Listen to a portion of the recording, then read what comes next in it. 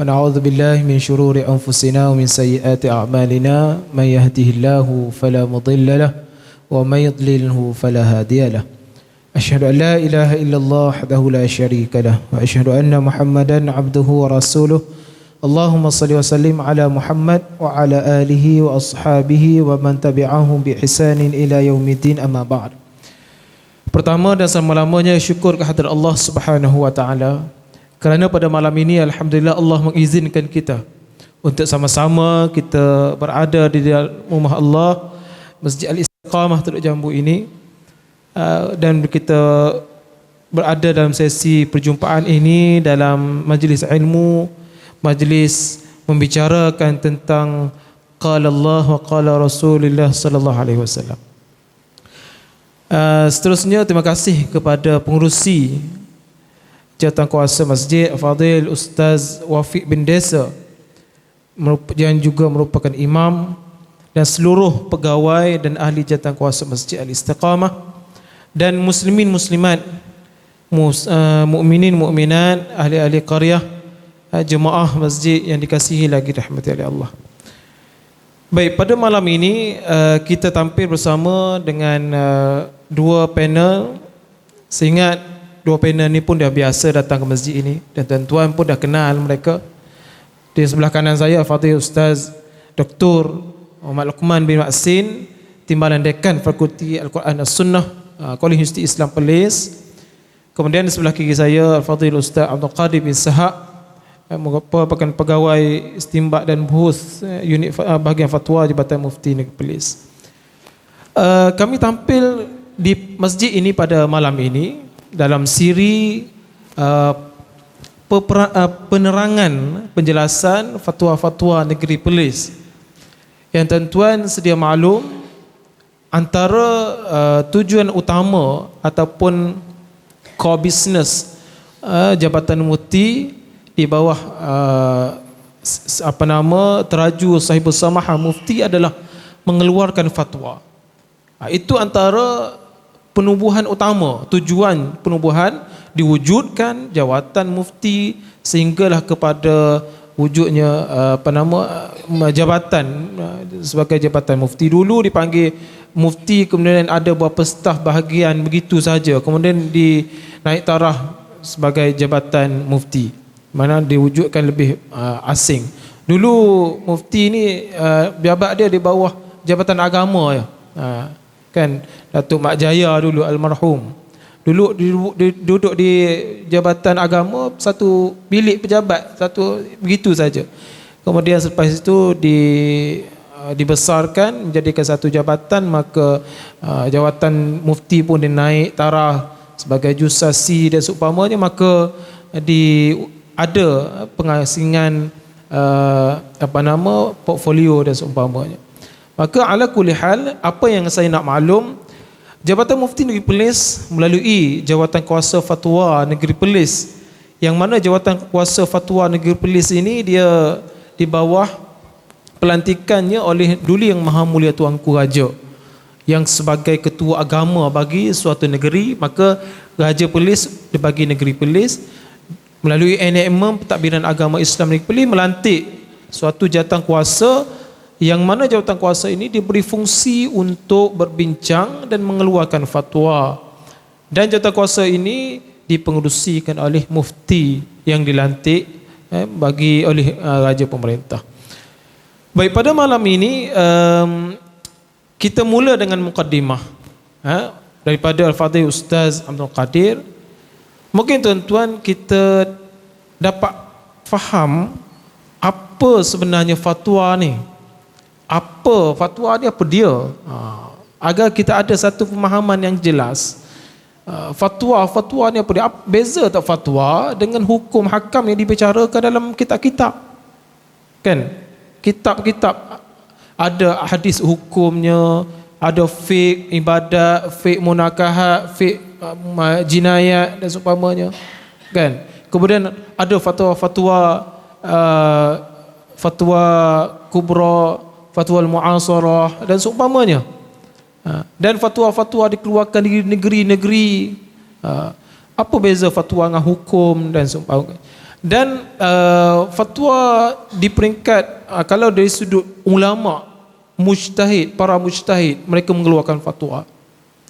Orang awam, apa sepatutnya mereka faham ataupun pendirian mereka tentang fatwa.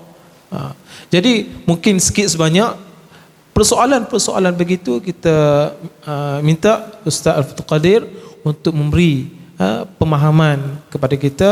Mudah-mudahan kita dapat penjelasan. Falyatafaddal. Assalamualaikum warahmatullahi wabarakatuh. Alhamdulillah wassalatu wassalamu ala Rasulillah wa ala alihi wa sahbihi wa man walah, amma ba'du. Terima kasih kepada yang bahagia Ustaz Khidir Abdul Ghani, yang saya hormati Dr. Luqman, seterusnya hadirin muslimin muslimat yang dikasihi sekalian. Saya pergi terus kepada soalan yang diajukan kepada saya berkaitan dengan fatwa. Fatwa satu perkataan yang kita semua selalu dengar, dah menjadi seperti telah menjadi salah satu perkataan dalam bahasa Melayu. Secara asasnya perkataan fatwa dari sudut bahasa membawa maksud perkhabaran tentang sesuatu disertai dengan penjelasan. Saya ulang lagi sekali, fatwa secara asasnya dia membawa maksud perkhabaran tentang sesuatu disertai dengan penjelasan. Itu makna fatwa dari sudut asal perkataan. Kita akan tengok Al-Quran. Di dalam Al-Quran ada lebih kurang 9, ataupun dalam Al-Quran ada 9 perkataan fatwa yang memaksudkan maksud saya sebut sebentar tadi, iaitulah perkhabaran tentang sesuatu disertai dengan penjelasan. Itu maksud asal perkataan fatwa. Manakala fatwa di sisi para fuqaha, bila para fuqaha sebut tentang fatwa, yang mereka ada beberapa tafsiran, ada beberapa definisi pengertian yang diberikan oleh para fuqaha. Antaranya mereka mengatakan fatwa iaitulah dari perkataan aftahu fil amri abanalah, iaitu menjelaskan kepada seseorang tentang sesuatu perkara. Ada juga di kalangan para fuqaha yang mengatakan fatwa yang dimaksudkan oleh para fuqaha iaitulah bayanu hukmillahi ta'ala bimuqtada al-adillah asy-syar'iyyah ala jihatil umum wa syumul, iaitulah fatwa itu merujuk kepada penjelasan tentang hukum Allah menurut kandungan yang ada di dalam dalil-dalil syarak dalam bentuk yang umum dan menyeluruh. Itu sebahagian definisi yang diberi oleh para ulama. Dan sebahagian para fuqaha juga, mereka ada di kalangan mereka ada yang tak setuju kita kata fatwa itu sebagai bayan hukmillah. Sebahagian mereka lebih suka mengatakan fatwa itu adalah bayan hukum syar'i, penjelasan berkaitan dengan hukum syarak. Kerana bila kita letak hukum Allah seolah benda tu confirm dari Allah, akan tetapi sebenarnya dia ada unsur fatwa ni, dia ada elemen ijtihad. Dia ada elemen ijtihad, yakni pada seseorang mufti dia bersungguh-sungguh untuk memahami suasana dan mengenali situasi orang yang bertanya, lalu dia mengeluarkan fatwa berdasarkan dalil yang ada pada dia, kefahaman yang ada pada dia, dan berdasarkan kefahaman dan pengetahuan dia terhadap orang yang bertanya dan realiti semasa. Jadi sebahagian ulama kata fatwa itu adalah penjelasan tentang hukum syar'i, yakni hukum yang dinisbahkan kepada syarak. Itu secara asas pengertian fatwa. Bila kita sebut, saya ulang lagi sekali, bila kita sebut fatwa secara umum, maka dia merujuk kepada penjelasan tentang sesuatu disertai dengan pemberitahuan tentang sesuatu disertai dengan penjelasan.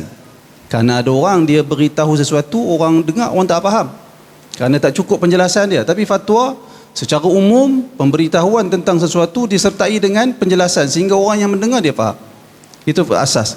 Namun bila di fatwa dari sudut istilah para fuqaha, dia merujuk penjelasan berkaitan hukum hakam syarak dengan merujuk kepada dalil-dalil syarak.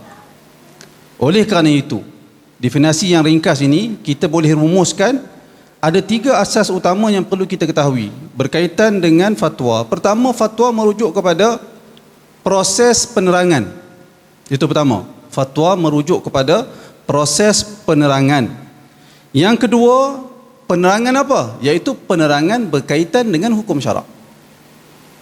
Itu yang kedua. Yang ketiga, penerangan hukum syarak itu mestilah dibina di atas dalil-dalil syarak. Kita semua tahu dalil-dalil syarak iaitu Al-Quran, As-Sunnah, Ijma', Qiyas dan dalil-dalil yang lain. Dalil-dalil syarak ni maksudnya petunjuk-petunjuk yang boleh difahami, yang boleh dicongkil untuk diketahui apa yang dikehendaki oleh syarak. Yang utamanya adalah Al-Quran dan Sunnah. Ada pun yang lain, Ijma', Qiyas dan semuanya itu semua di bawah lembayung Al-Quran dan As-Sunnah. Jadi itu fatwa. Kalau tadi Ustaz kita tanya apa kita fatwa hukum, ataupun saya ingat kita boleh bahagikan kepada mufti, faqih dengan mujtahid. Barangkali itu lebih pembahagian yang lebih mudah untuk kita faham. Kalau kita tengok, kalau mujtahid orang yang banyak mengetahui tentang hukum hakam fiqh, itu mujtahid, menguasai hukum-hukum furuknya, menguasai kaedah-kaedah usulnya, menguasai macam perkara yang berkaitan dengan fiqh, dia menguasai, dia mujtahid. Ada faqih ni orang yang banyak maklumat tentang hukum, banyak maklumat tentang fiqh, tapi dia faqih. Tak semestinya faqih itu mujtahid, tetapi setiap mujtahid mestilah faqih. Dia begitulah lebih kurang. Dan mereka mencongkil hukum daripada dalil-dalil syarak, yakni dari Al-Quran, daripada hadis. Manakala mufti, dia ada satu tugas yang lebih berat, iaitulah dia, yang saya sebut di awal tadi, dia mesti memahami suasana semasa, dia nama waqi', dan dia juga mesti tahu keadaan mustafti, orang yang minta fatwa. Seperti mana pernah berlaku, seorang lelaki datang kepada Ibn Abbas. Dia tanya kepada Ibn Abbas, apakah ada taubat bagi seorang yang membunuh? Nampak? Ibn Abbas tengok dia. Ibn Abbas kata, tak ada taubat.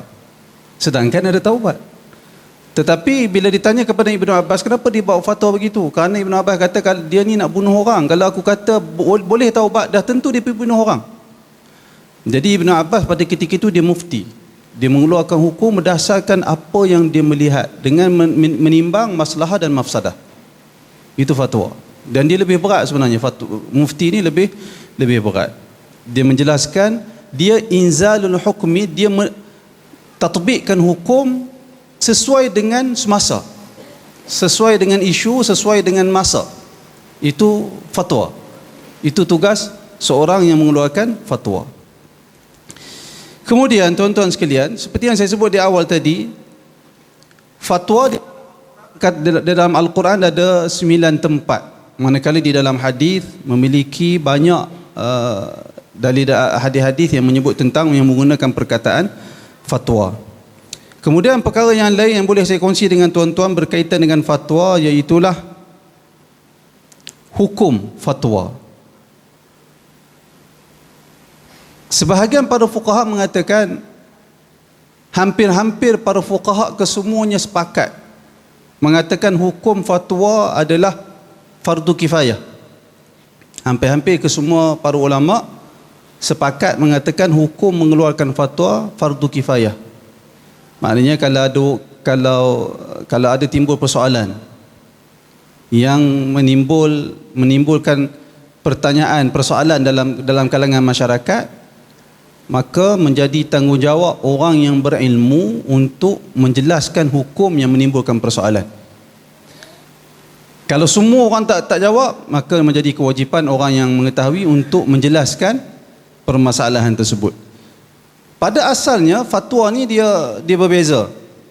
Pada asalnya mana-mana orang alim dia buat keluar fatwa, itu fatwa lah. Itu fatwa dalam arti kata yang luas. Akan tetapi berbeza sedikit di zaman kita ni, di mana mufti itu diberi tugas ataupun ada jawatan mufti, tapi bukan zaman sekarang saja, bahkan di zaman para ulama dahulu pun telah ada tugas-tugas yang seperti itu, seperti qadi itu dia juga mengeluarkan fatwa.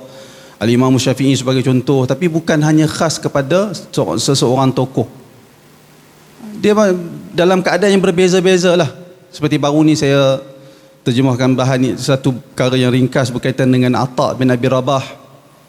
Ketika zaman dia, Atha ni salah seorang tabi'i yang mengaji dengan para sahabat. Di zaman dia, khalifah mengeluarkan arahan tidak ada orang yang boleh berfatwa tentang haji pada musim haji melainkan Atha bin Abi Rabah. Jadi ketika itu dia mufti berkaitan dengan permasalahan haji di musim haji.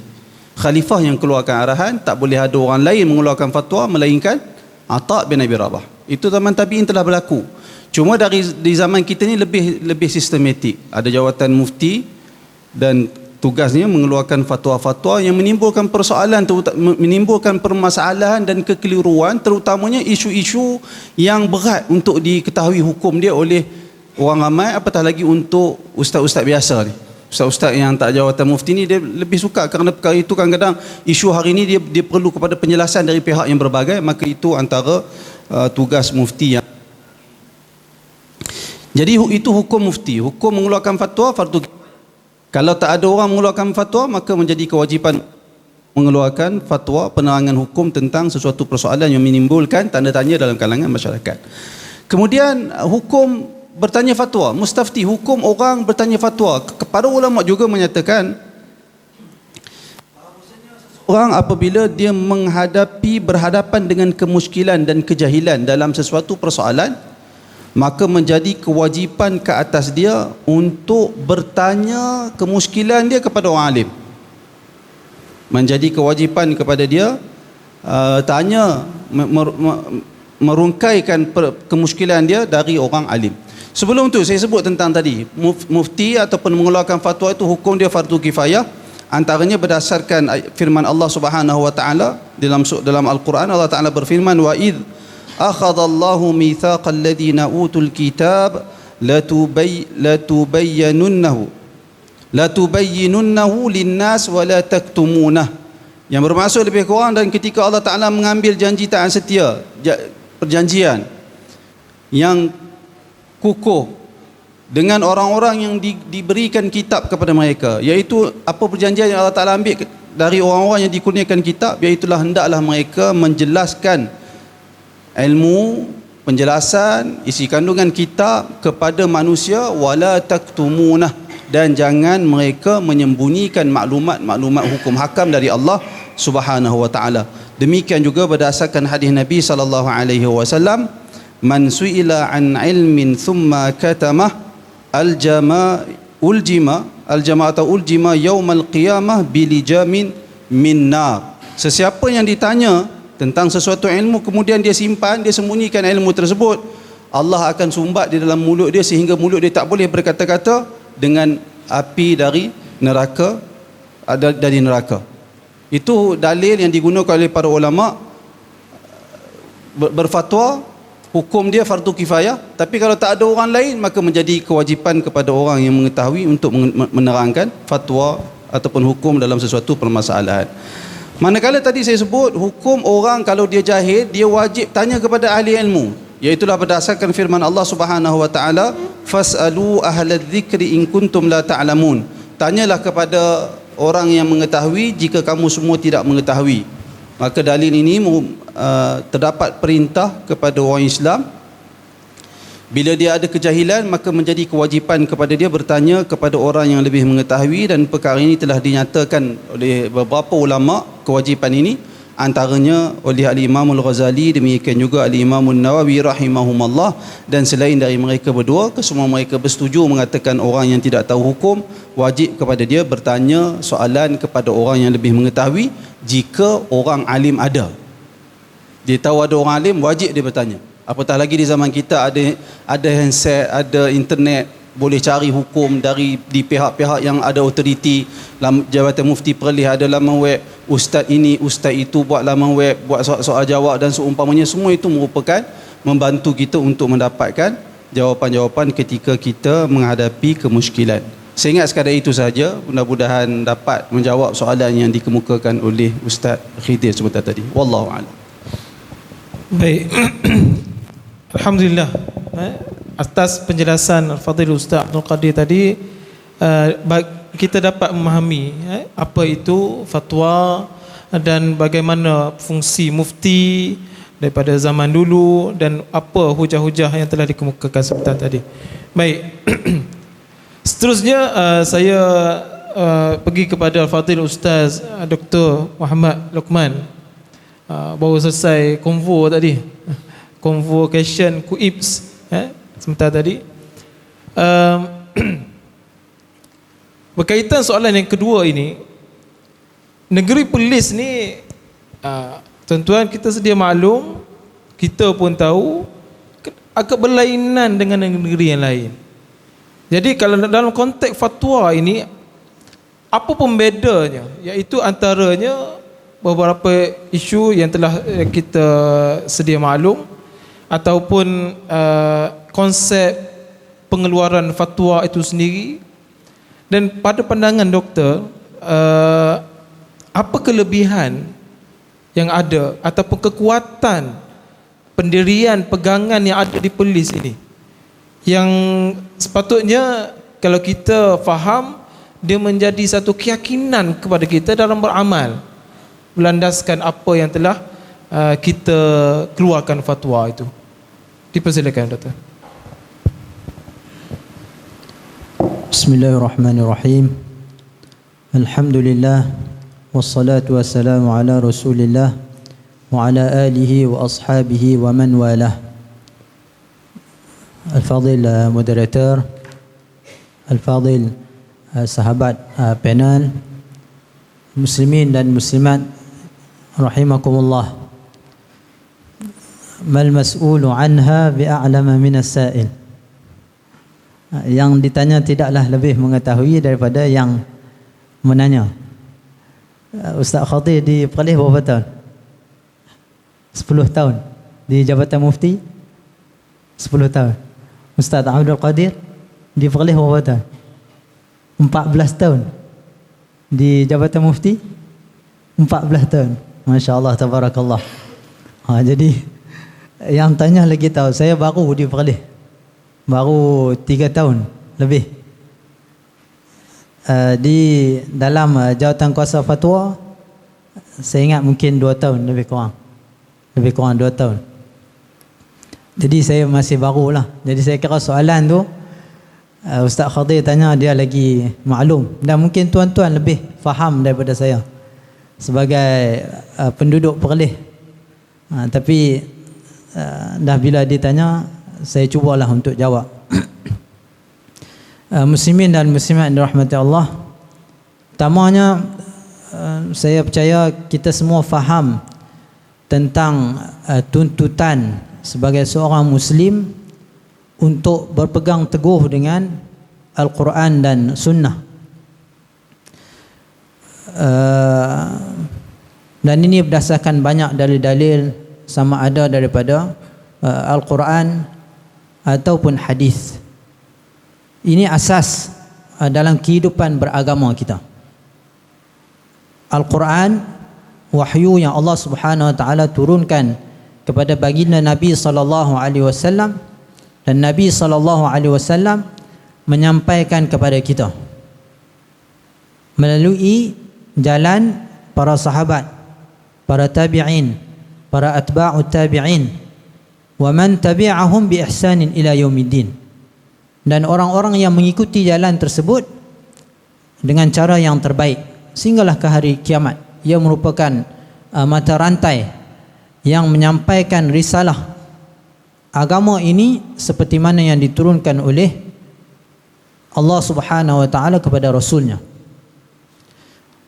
Dalam rangka tersebut kemudian datangnya para imam-imam mazhab yang merupakan sekolah-sekolah dalam cara menunjukkan cara bagaimana untuk beramal dengan agama ini.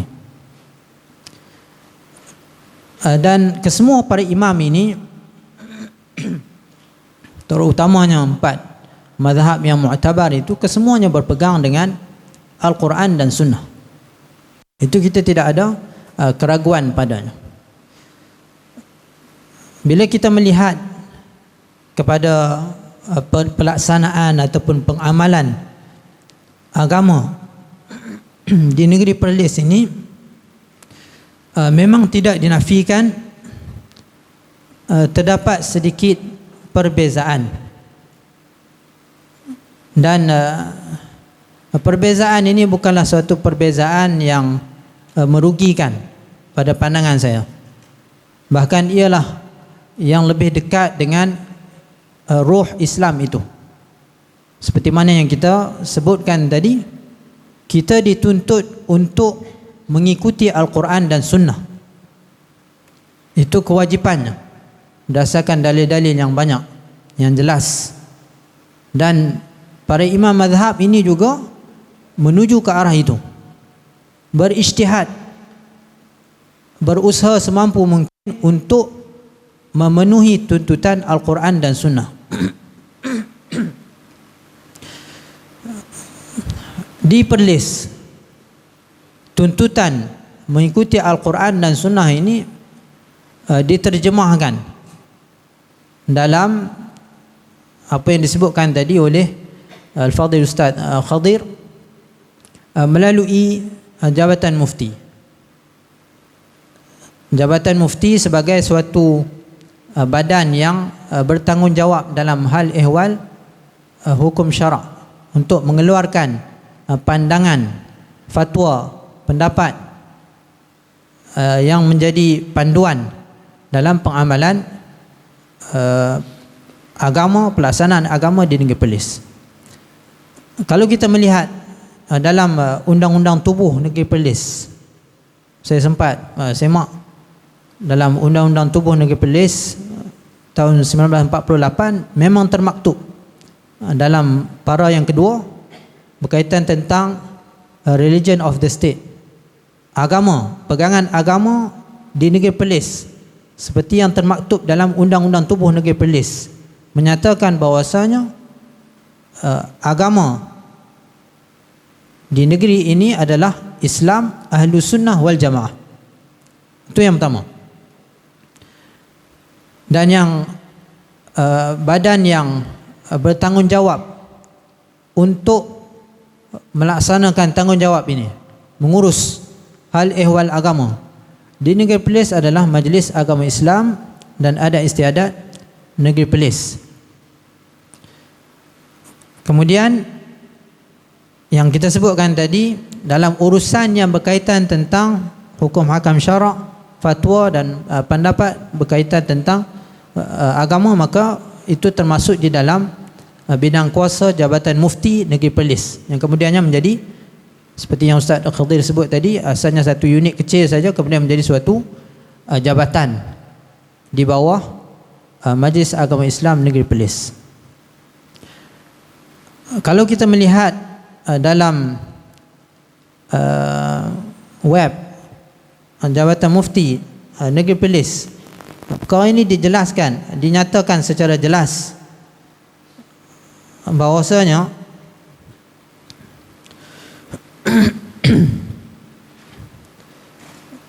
dasar pengubalan fatwa, berkaitan tentang dasar pengubalan fatwa.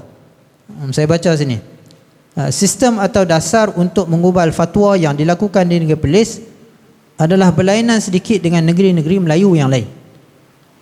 Ini kita maklum. Cuma sebab apa saya baca? Sebab saya nak bagi tahu benda ni semua ni adalah satu perkara yang rasmi dan termaktub. Seperti yang saya nyatakan tadi, ada dalam Undang-Undang Tubuh Negeri Perlis, kemudian ada di dalam bidang tugas Majlis Agama Islam dan Adat Istiadat Negeri Perlis yang bertanggungjawab untuk merealisasikan pelaksanaan agama di negeri Perlis ini yang mengikut Ahlus Sunnah wal Jamaah. Ini memang dinyatakan di dalam Undang-Undang Tubuh Negeri Perlis. Jadi dinyatakan dalam dasar pengubalan fatwa pula, di Perlis Jawatan Kuasa Syariah hendaklah mengikut Al-Quran dan Sunnah Rasulullah sallallahu alaihi wasallam dan tidak semestinya mengikut mana-mana mazhab yang tertentu. Ini dinyatakan secara jelas di dalam dasar pengubalan fatwa di negeri Perlis. Jadi atas dasar yang sama seperti yang saya sebutkan tadi, kita dituntut untuk mengikuti Al-Quran dan Sunnah mazhab fiqh ini adalah kenderaan yang digunakan untuk sampai kepada matlamat tersebut. Jadi kalau kita lihat dalam konteks pelaksanaan cara beragama, misal contoh, kalau saya boleh bagi contoh, bila kita naik kenderaan atas jalan, kita akan tengok macam-macam jenis kenderaan yang ada, yang bukan satu jenis kenderaan. Ada yang besar, ada yang kecil, ada bas, ada lori, ada kereta, ada motor, ada basikal. Kesemua itu apabila ada lesen, maka dia boleh jalan atas jalan. Basikal tak payah lesen tak? Basikal tak payah lesen. Jadi kenderaan ini yang digunakan, ada yang boleh sampai ke jalan-jalan tertentu, boleh masuk ke jalan-jalan tertentu. Tapi ada kenderaan yang sampai ke jalan tertentu, dia tak boleh sampai lagi dah. Maka dia kena naik kenderaan yang lain untuk sampai ke jalan-jalan yang lain. Misalnya kalau kita kata, kalau dalam konteks yang lebih luas, kalau jalan darat, kenderaan darat. Tapi bila masuk ke jalan laut, kenderaan darat tak boleh lagi lalu di jalan laut, kena ada kenderaan laut. Tapi semuanya adalah kenderaan yang boleh dinaiki. Apa yang saya nak sampaikan di sini dalam konteks pengamalan mazhab yang lebih luas, menjawab pada persoalan tadi, apa kelebihan yang kita akan dapat kalau kita terhad dengan satu kenderaan sahaja. Maka dalam keadaan-keadaan yang tertentu, kita tidak boleh sampai ke tempat yang kita nak tuju. Kalau kita kata, aku tak akan naik melainkan kenderaan darat saja, tapi tempat yang kita nak pergi tu jauh, jadi dia akan terhenti pada darat saja. Bila orang lain tukar naik kapal, kita duduk di darat saja. Boleh faham tak saya punya perumpamaan? Macam itulah maksudnya dalam, kita kata dalam kaedah bermazhab. Jadi sebagai contohnya kita di Perlis ini, apabila kita tidak terikat dengan satu-satu mazhab. Yang pertama yang kita nak masukkan di sini, bukan kita tidak bermazhab, cumanya kita tidak terikat dengan satu-satu mazhab. Dan kesemua mazhab yang kita, bila kita kata kita tak terikat dengan satu-satu mazhab, kita ada kebebasan untuk memilih mazhab mana yang kita nak gunakan dalam isu-isu yang tertentu, dalam hukum-hukum yang tertentu. Dan ini yang lebih dekat dengan konteks fatwa. Dalam konteks fatwa, tidak sesuai untuk terikat dengan satu mazhab. Dan ini juga yang berlaku secara realitinya. Kalau kita lihat secara realitinya, agak sukar untuk terikat dengan satu mazhab. Macam saya bagi contoh tadi lah. Ada keadaan-keadaan yang tertentu, kalau kita cuba untuk rigid dengan satu mazhab saja, maka akhirnya mungkin maqasid tertentu tidak akan tercapai. Keadaan-keadaan tertentu, kalau kita cuba kita tetap dengan satu mazhab sahaja, akhirnya mungkin akan menyulitkan pula, jadi susah balik. Sedangkan agama tidak sifatnya begitu. Agama ini sifatnya mendatangkan penyelesaian. Apabila ada satu-satu isu, mesti ada jawapannya dalam agama. Kalau kata takdir satu hari nanti orang sampai ke planet Marikh, mesti ada jawapan dalam agama. Bagaimana untuk mengabdikan diri pada Allah Subhanahu Wa Taala di planet Marikh. Ketika itu, kalau tak ada jawapan dalam mazhab Syafi'i, mesti dilihat ke mazhab-mazhab yang lain. Bahkan kalau tak ada, dalam kesemua mazhab mesti dilihat berdasarkan semua dalil-dalil.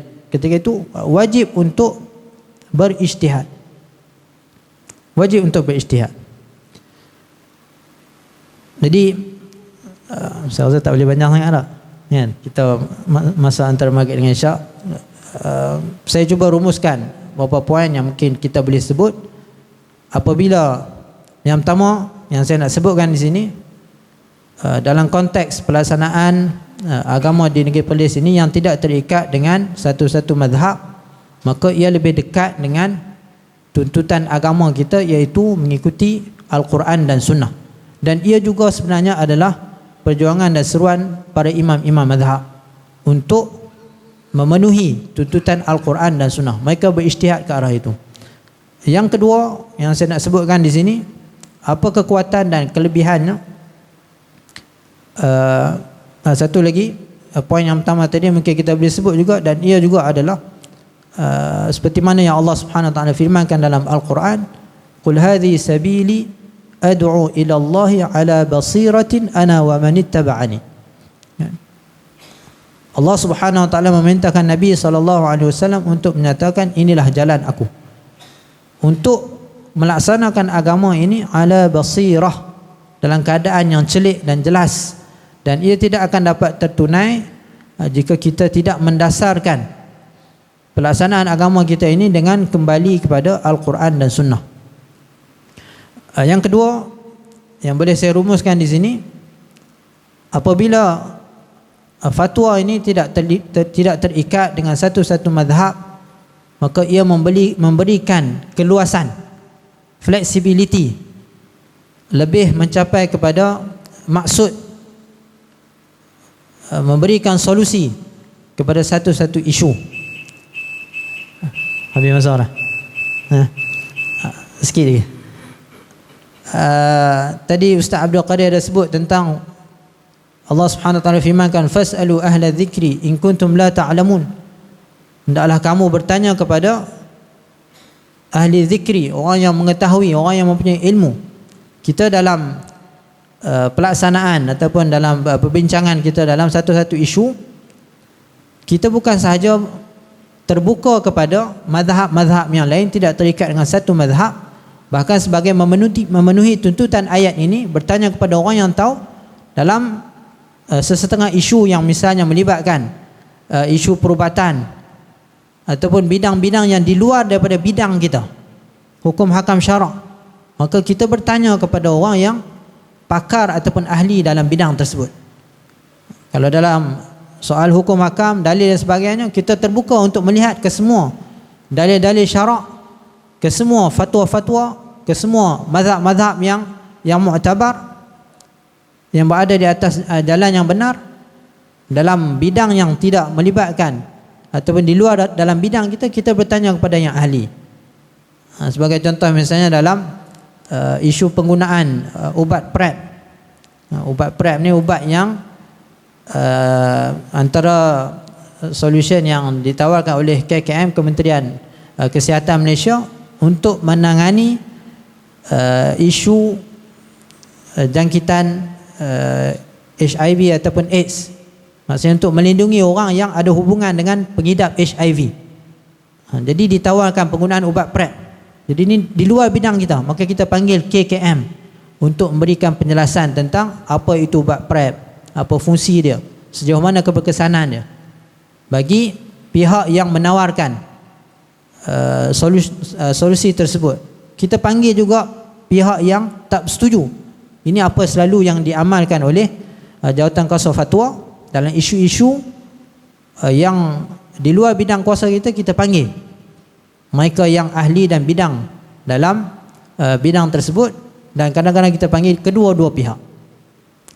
Tujuannya adalah supaya untuk sampai kepada keputusan yang lebih tepat, seperti mana yang disebut oleh kaedah dalam kaedah fiqh, al-hukmu an syai'in far'un an tasawwurihi.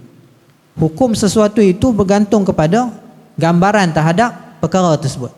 Maka sukar untuk, ataupun kita tak boleh bagi satu fatwa yang tepat sehinggalah kita mendapat gambaran dan pandangan yang jelas tentang sesuatu isu. Jadi secara ringkasnya saya boleh katakan ini satu kelebihan yang ada di negeri Perlis yang patut kita syukuri. Semoga Allah Subhanahu Wa Taala menyuburkan pelaksanaan agama di negeri Perlis ini. Wallahu taala alam. Kita bagi laluan azan dulu insya-Allah. Allahu akbar. Allahu akbar. الله أكبر الله أكبر أشهد أن لا إله إلا الله أشهد أن لا إله إلا الله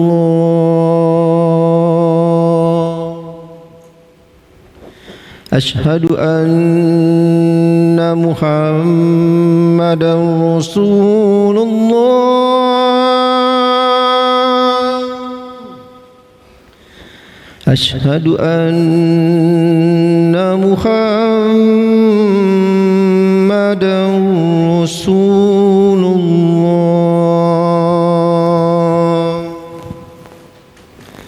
حي على الصلاة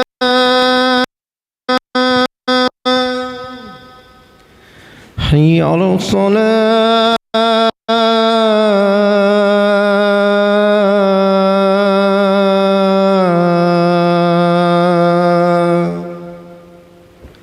حي على الفلاح حي على الفلاح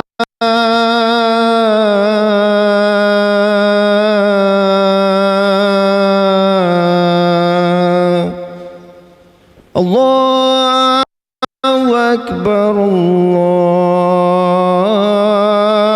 الله أكبر لا إله إلا الله.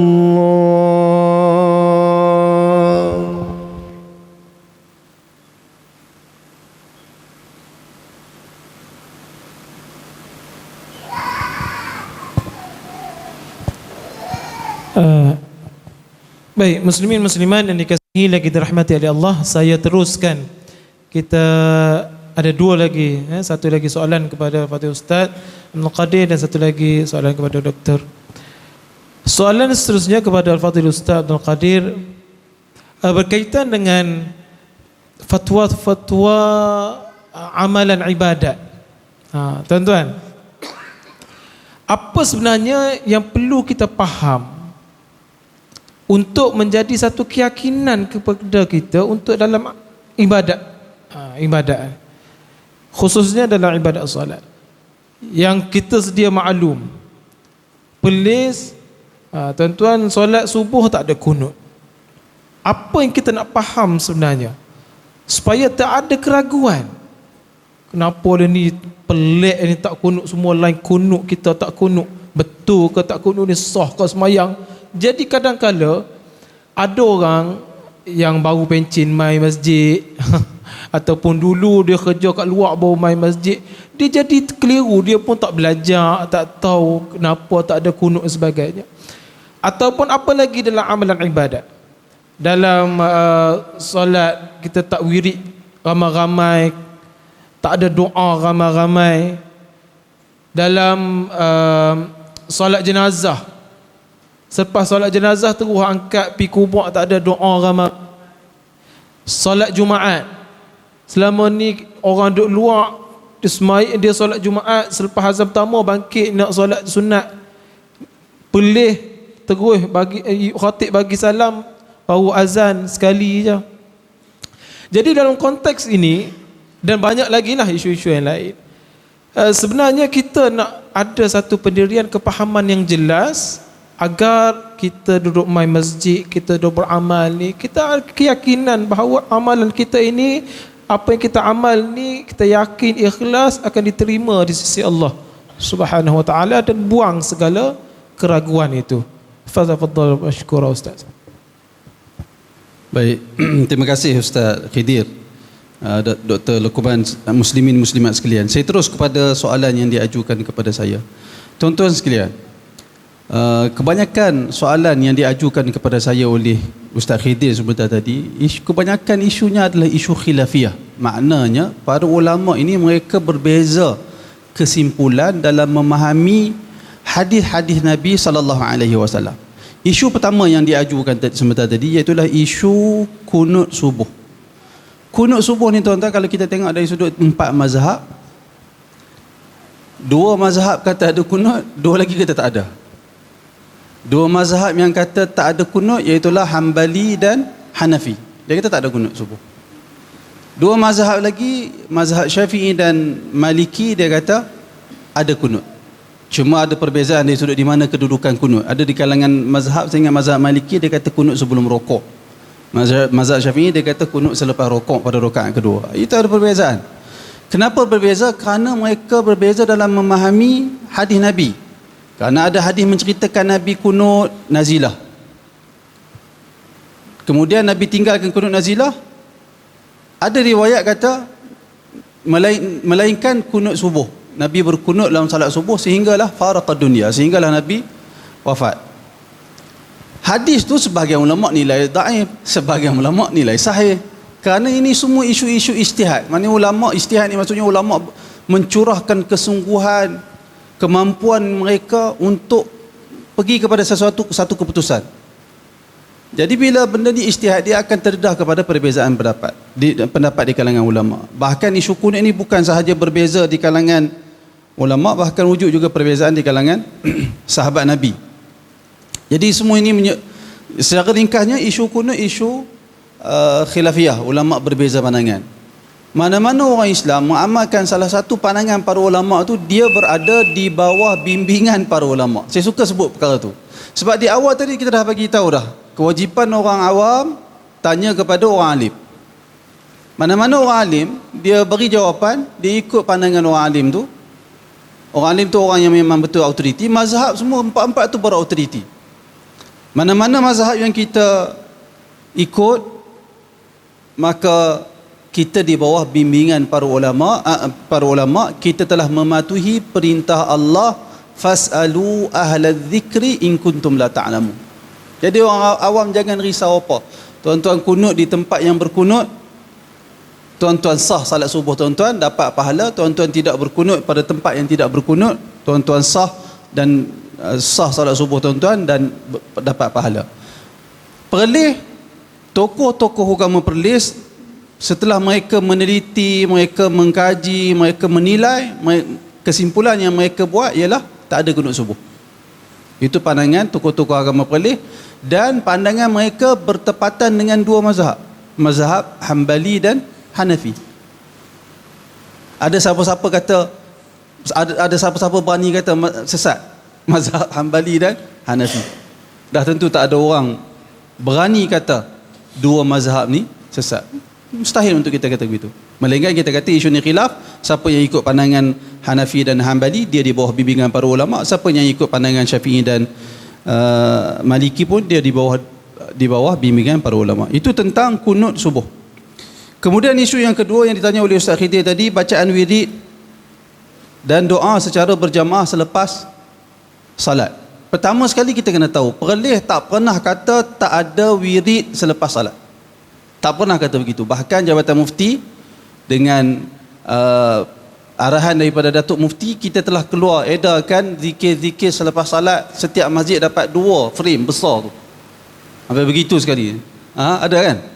Maknanya nak habaq kata ada wirid itu. Cuma yang tak ada, yang tak berlaku di zaman Nabi, wirid secara jama'i.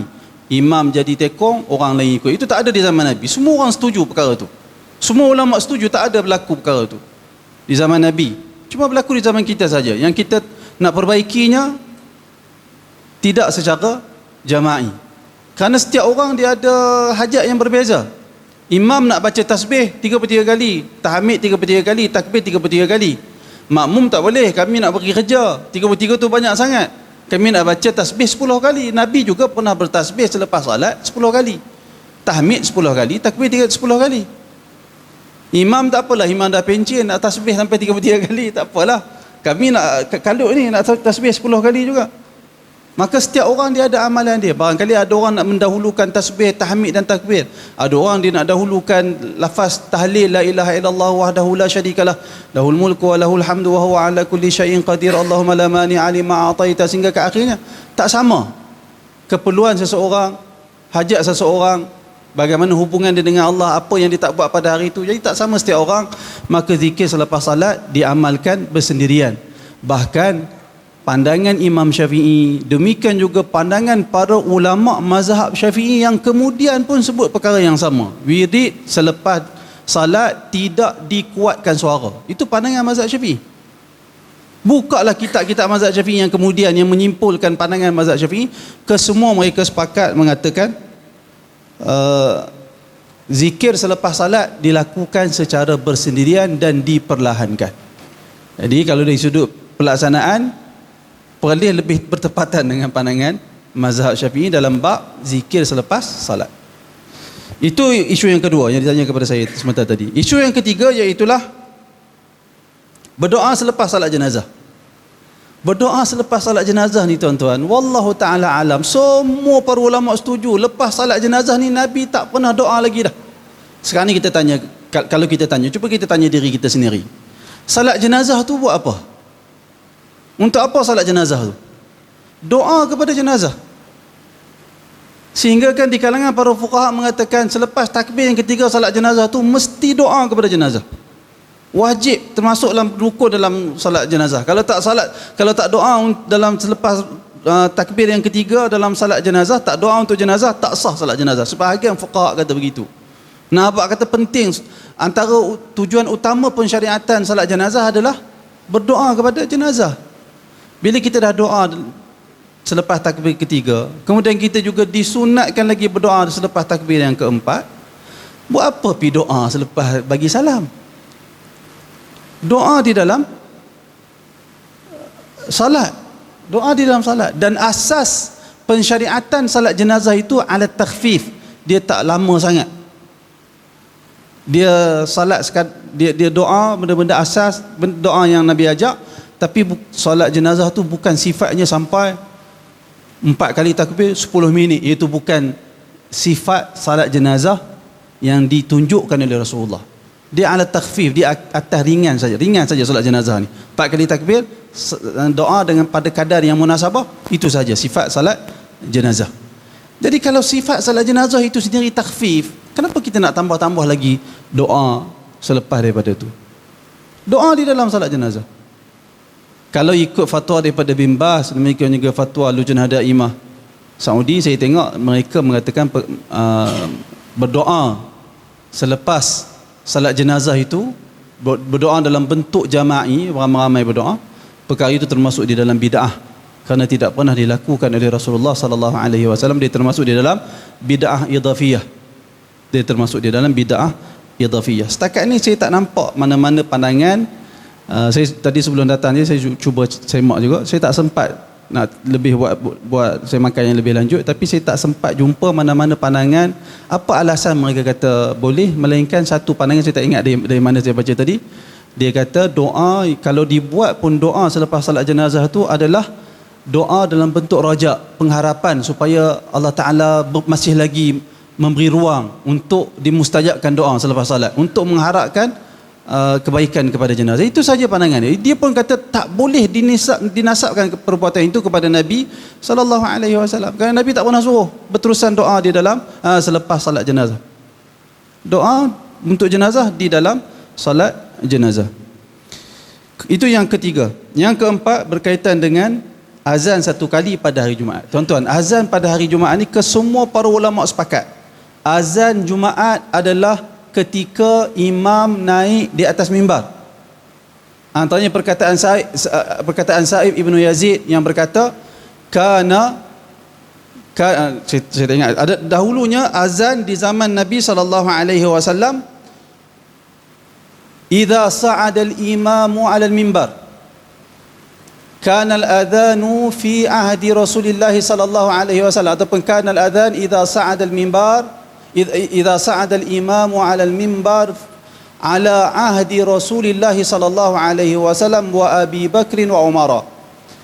Azan Jumaat setelah imam naik di atas mimbar berlaku di zaman Abu Bakar, di zaman Umar, di zaman Rasulullah, di zaman Abu Bakar dan zaman Umar. Perkataan Sa'id bin Yazid menunjukkan azan Jumaat yang dimaksudkan idza nudiya lis-salati min yaumil jumu'ati fas'au ila dzikrillah adalah azan ketika imam telah naik di atas mimbar. Perkara ni ijma' kesemua para ulama setuju, tak ada perbezaan. Cuma kenapa mari azan yang awal, azan awal yang pertama? Kerana perbuatan mereka sebut sunnah Uthman ibn Affan. Sunnah perkara yang dimulakan oleh Uthman ibn Affan. Sebahagian riwayat kata yang memulakan itu Muawiyah bin Abi Sufyan. Ada perbezaan pendapat di kalangan ulama. Tapi tuan-tuan, semua ulama sepakat itu sunnah Uthman, maka sunnah Uthman boleh diikuti. Sunnah Uthman boleh diikuti. Saya baca perkataan Al-Imam Syafi'i rahimahullah di dalam Al-Um. Apa kata Imam Syafi'i? Ini perkataan Imam Syafi'i. Kata Al-Imam Syafi'i rahimahullah, wa ayyuhuma kan, mana-mana satu yang buat, Imam Syafi'i masukkan sama ada azan yang pertama itu dimulakan oleh Uthman ataupun Muawiyah, mana-manalah kata Imam Syafi'i, fal amrul ladzi ala ahdi Rasulillah sallallahu alaihi wasallam ahabbu ilai. Solat Jumaat yang berlaku di zaman Nabi tu lebih aku suka. Solat Jumaat yang berlaku di zaman Nabi, azan sekali ke dua kali? Sekali. Semua ulama sepakat. Yang berlaku di zaman Nabi lebih aku suka. Itulah perkataan Imam Syafi'i, itulah juga perkataan ulama-ulama mazhab Syafi'i seperti Ibnu Hajar Al-Haytami dan seumpamanya. Cuma ulama mazhab Syafi'i ini dia letak sebahagian mereka mengatakan afdaliyah bukan semata-mata satu azan. Tetapi kalau ada keperluan untuk buat dua azan, di kalangan ulama mazhab Syafi'i dia kata afdal buat dua azan. Sebagai contoh dia kata Osman buat dua azan kerana nak beri peringatan kepada orang ramai supaya bersiap sedia datang ke masjid.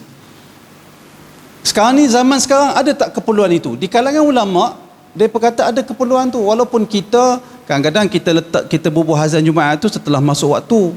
Berbeza di zaman Osman. Bukan penting sama waktu dengan zaman Osman, tetapi yang penting maksudnya tercapai. Apa dia? Maksud beri peringatan.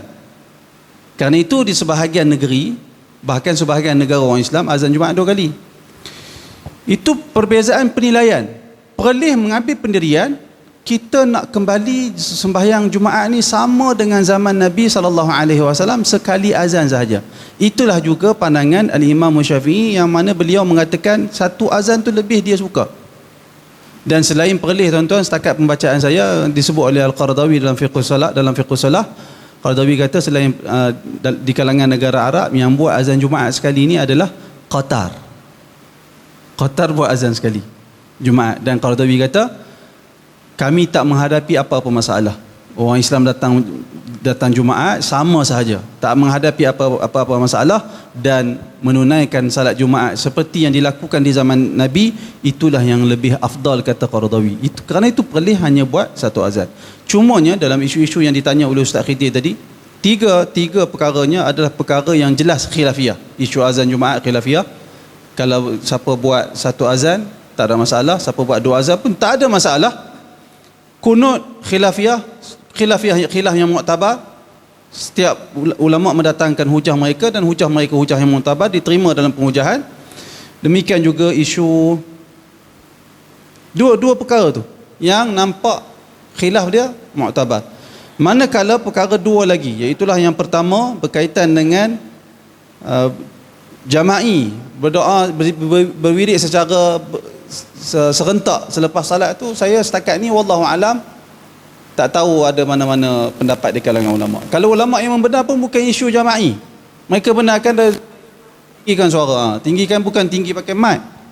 Mana tinggi masing-masing, kuatkan sikit suara dia supaya dengar bunyi macam bergema begitu. Itu ada, itu yang saya tahu. Kalau ada, saya tak tahu ada pandangan yang mengatakan boleh ataupun menganjurkan suara serentak seperti yang dilakukan oleh sebahagian masyarakat kita ni. Demikian juga isu doa selepas salat jenazah dibuat dalam keadaan berterusan. Setakat saya makan saya tak jumpa ada mana-mana ulama yang menganjurkan perkara itu. Saya tak jumpa. Adapun dua perkara tadi saya dah sebut, dia termasuk dalam dua perkara lagi dia termasuk dalam khilaf yang muktabar. Wallahu taala alam.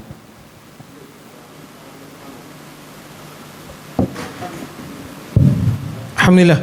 Tuan-tuan, saya ingat kita boleh hadam dan faham. InsyaAllah kalau ada apa-apa persoalan lagi, boleh berjumpa dengan Fadil Ustaz Abdul Qadir ataupun di Jabatan Mufti. Seterusnya soalan yang terakhir kepada Fadil Ustaz Dr. Luqman. Mungkin kita pergi sikit bab akidah.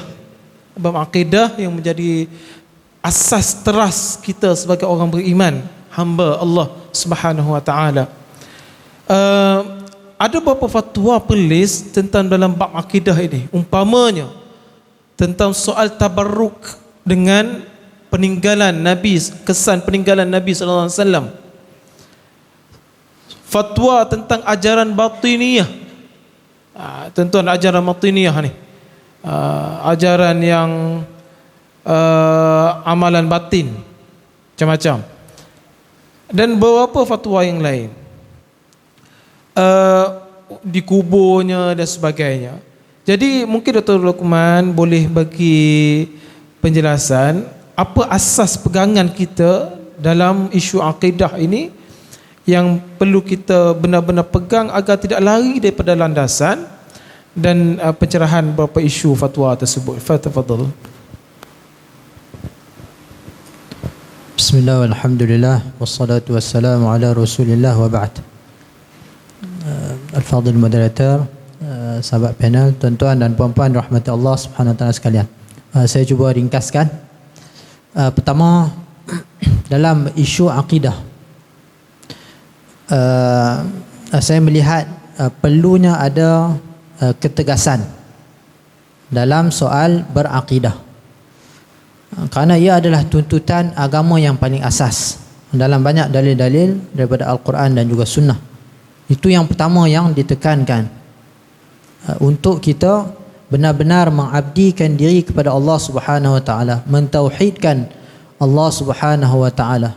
Maka apa sahaja yang merosakkan, yang mencalarkan perkara ini, maka ia perlu ditentang, dibersihkan daripada perkara tersebut. Berbeza dengan apa yang kita sentuhkan, apa yang saya sebut tadi dalam soal fatwa-fatwa yang membabitkan persoalan fiqh ataupun dalam kerangka perbincangan madhab, ia berlaku dalam ruang yang lebih luas. Jadi sepatutnya kita tegas dalam soal berakidah, mentauhidkan Allah Subhanahu wa taala, mempertahankan iman, dan kita bersifat lebih anjal, fleksibel dalam soal kalau kita kata mengamalkan mazhab ataupun dalam soal hukum hakam syariat, dalam arti kata yang mudah ataupun ringkas. Itu secara asasnya.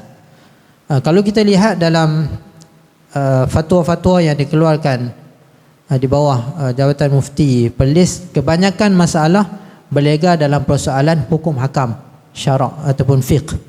Tak banyak yang membabitkan tentang persoalan akidah.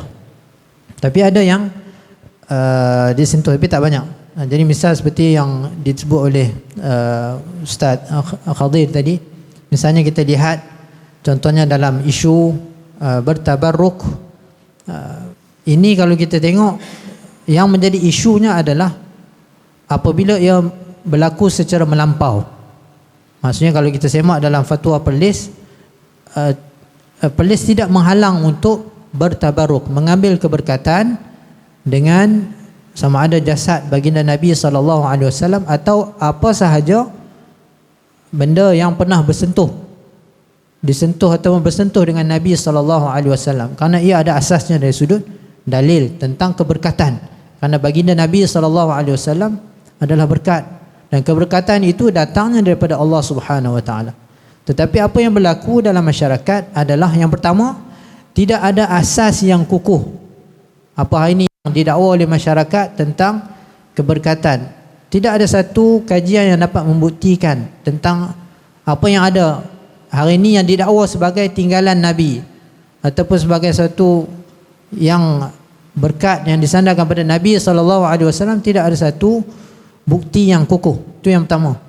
Yang kedua, berlakunya perbuatan-perbuatan yang melampau dalam persoalan ini. Maka atas asas seperti mana yang dilakukan oleh Sayyidina Umar radhiyallahu anhu, yang menebang pokok yang didakwa mempunyai ataupun ada hubung kait dengan Nabi SAW, maka ditebang pokok itu supaya tidak berlaku perkara-perkara yang melampau dalam persoalan ini. Itu yang pertama. Yang kedua, dalam persoalan ajaran batiniyah, ini jelas satu ajaran yang sesat, yang berbahaya. Kerana ia, kalau kita tengok dalam apa yang tersebar dalam ajaran batiniyah ni, banyak yang cuba memisahkan antara, misalnya antara ajaran agama yang zahir dan agama yang batin, membezakan antara syariat dan hakikat dan sebagainya. Bahkan sehingga ke tahap antaranya wahdatul wujud misalnya, yang menafikan kewujudan makhluk, kesemuanya adalah Tuhan. Ini semua adalah ajaran-ajaran yang jelas mengelirukan, yang jelas sesat, yang tidak ada satu dalil yang sahih daripada agama ini. Maka kerana itu, ini juga tertolak, difatwakan sesat dalam fatwa Perlis. Nah, tuan-tuan boleh rujuk. Fatwa ini ada dalam fatwa Perlis yang membabitkan tentang ajaran batiniyah. Dan yang ketiga persoalan tentang binaan di kubur dan sebagainya, itu juga sebahagian daripada dikira sebagai hukum hakam syarak yang berlandaskan dalil di mana Nabi SAW pernah melarang untuk dihiasi kubur, ataupun Nabi SAW melarang daripada menghias kubur, duduk di atas kubur, ataupun membangunkan bangunan di atas kubur dan menulis tulisan di atas kubur. Ini semua ada daripada dalil yang jelas daripada Nabi SAW. Maka kerana itu, dalam persoalan ini, sekurang-kurangnya dalam persoalan membina bangunan di atas kubur ini, sekurang-kurangnya hukumnya adalah makruh. Ada yang menyebut sebagai haram berdasarkan hadis ini, dan sekurang-kurangnya menyebut sebagai makruh. Dan saya kira fatwa ini bukanlah satu fatwa yang pelik, bahkan kita tengok diamalkan juga oleh negeri-negeri yang lain, diikuti oleh negeri-negeri yang lain, melarang untuk membina sebarang binaan ataupun bangunan di atas kubur, kerana ia jelas datang daripada dalil yang sahih daripada Nabi SAW. Naha Rasulullah SAW an yujassasa al-qabr wa an yuq'ada alaihi wa an yubna alaihi. Dalam riwayat yang lain, au yuktaba alaihi. Nabi SAW dalam hadis riwayat Muslim daripada Jabir radhiyallahu anhu melarang daripada tajassis maksudnya dihiaskan, dicantikkan kubur. Dan Nabi melarang daripada duduk di atas kubur, daripada membina bangunan di atas kubur, dan juga dalam riwayat yang lain ditulis tulisan di atas, pada kubur. Jadi itu secara ringkas yang saya boleh sebutkan. Saya ulang sekali lagi, pandangan saya dan pendirian kita dalam persoalan akidah, sepatutnya kita tegas dalam persoalan yang membabitkan tentang akidah, dan kita lebih fleksibel dan luas dalam persoalan mazhab, dalam mengamalkan hukum hakam syarak. Semoga Allah Subhanahu wa taala memberi taufik kepada kita semua. Wallahu taala a'lam. Sekadar kesimpulan, saya silakan Fadhil Ustaz Abdul Qadir untuk menyampaikan atau memberi kesimpulan berdasarkan apa yang telah kita bincangkan pada malam ini.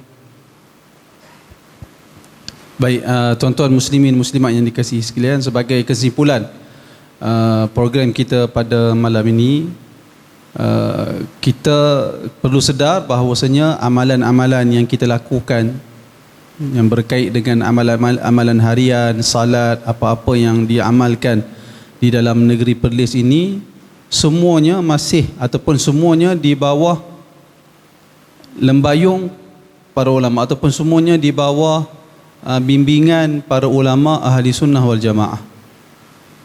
Itu dalam persoalan fiqh, semuanya di bawah bimbingan para ulama ahli sunnah.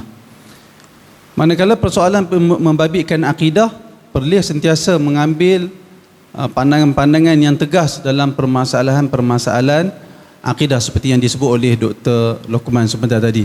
Kerana akidah ni kita ambil langkah selamat. Tidak ada ruang untuk orang bermain-main dalam persoalan akidah. Kerana persoalan akidah kalau dibiar dibuka, kita akan tengok dia makin lama makin teruk.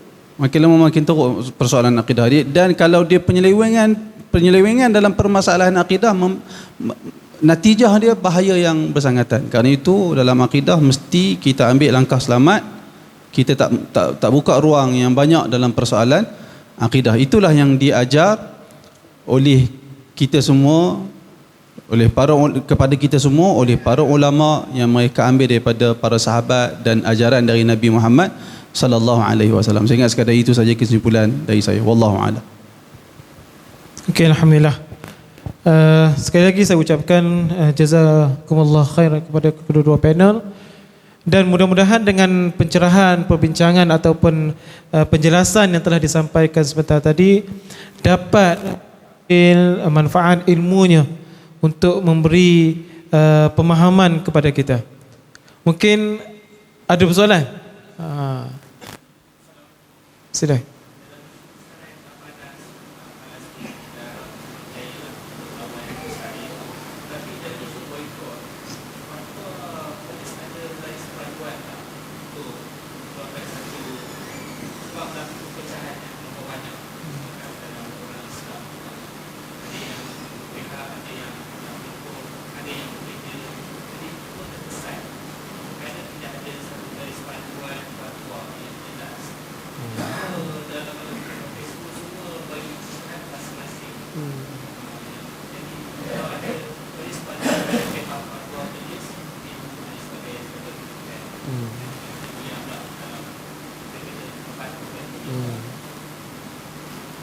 Ada respon? Cuma ada respon.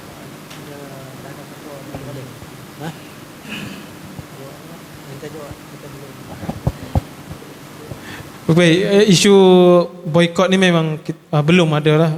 Kalau tuan tanya tadi, kita belum ada garis panduan. Dan ada beberapa respon Sahibu Samahah dalam perjumpaan dengan pihak terlibat lah di rumah dia baru ni. So mungkin di situ ada respon Sahibu Samahah yang ada panduannya. Cuma secara rasminya belum ada lah. Betul, benar tuan kata tadi, perbincangan di media sosial itu banyak. Ada menyatakan ini isu antara dua darurat dan sebagainya, dua mudarat dan sebagainya. Dan yang mana pilihan kita yang sebenarnya dia terbuka, kan? Terbuka. Ada yang kata persen hanya ke sana dan sebagainya, ataupun wang pembelanjaan di sini tak terlibat pun ke sana.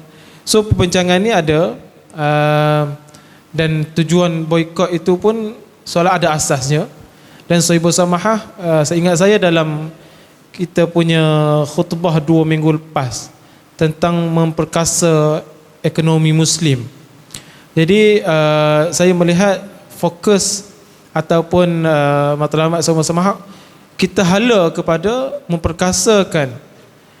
Maknanya kita tidak menyebut kepada boikot itu. Itu secara umum saya melihat. Mungkin lepas ni saya boleh maklumkan adakah perlu kita keluarkan satu garis panduan. Kita usaha kepada tumpuan memperkasakan ekonomi Muslim. Daripada kita keluarkan duit kita kepada ekonomi bukan Muslim, kita usahakan keluarkan duit kita kepada perniagaan dan produk Muslim. Maknanya mungkin orang faham saya tidak langsung, dia tidak lagi menghalakan mengalirkan wangnya ataupun terlibat dengan produk-produk yang boleh dia dapatkan daripada Muslim. Sekali itu respon saya. Minta maaf kalau ada mungkin garis panduan yang lebih jelas yang tuan harapkan, insya-Allah kita akan bincangkan dan kita maklumkan di semasa ke semasa. Memang hangatlah sekarang ini isu ini. Dan saya peribadi saya setuju dengan keadaan itu. Kita pergi perkasakan ekonomi Muslim. Wallahu taala alam. Aqulu qawli hadza wa astaghfirullahal azim li wa lakum. Wassalamualaikum warahmatullahi wabarakatuh.